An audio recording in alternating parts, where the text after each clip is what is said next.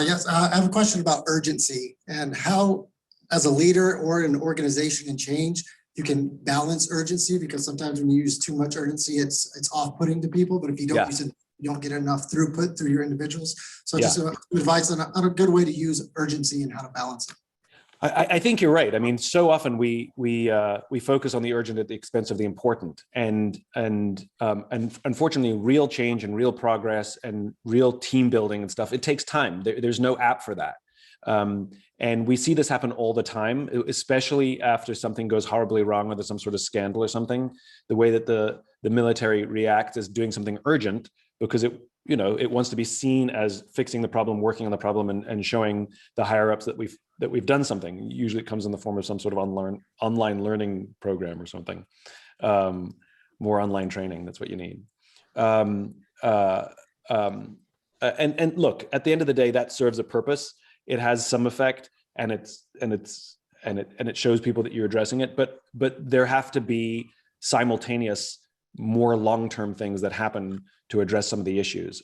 The things that are probably going to have a longer and stronger impact, even though they may not be as visible or as easy to measure the results in neat packets of time. The analogy that I'll give is working out.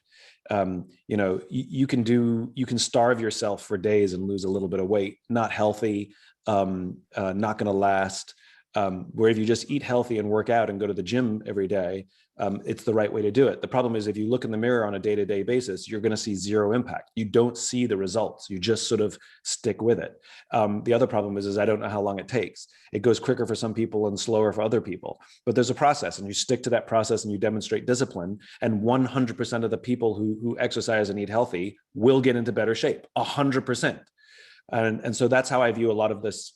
A lot of the additional training or curricula that we need to take on, which is the good stuff is a process. The good stuff requires discipline, and the good stuff, like I said, I can't say I want to see results by Thursday. It just doesn't work that way. So I think having the stuff for, it's the difference between intensity and consistency, and you need a balance of both. So for example, intensity is going to the dentist twice a year, easily measured, fixed in time. I know what's going to happen, and I can tell you what the results will be when I leave. But if you only go to the dentist twice a year, your teeth are all going to fall out. You still need to brush your teeth 2 minutes in the morning and 2 minutes in the evening. What does brushing your teeth do for 2 minutes? It does absolutely nothing unless you do it every morning and every evening. Can I take a night off because I'm too tired and I just want to go to bed? Yes, you can. How many can I take off? I don't know. And neither does any dentist, just not a lot. Just do it occasionally. And it's the consistency. And again, much more difficult to measure the results, but it's that practice. So I think it's the balance of intensity and consistency. Most organizations are good at intensity and can do better at consistency.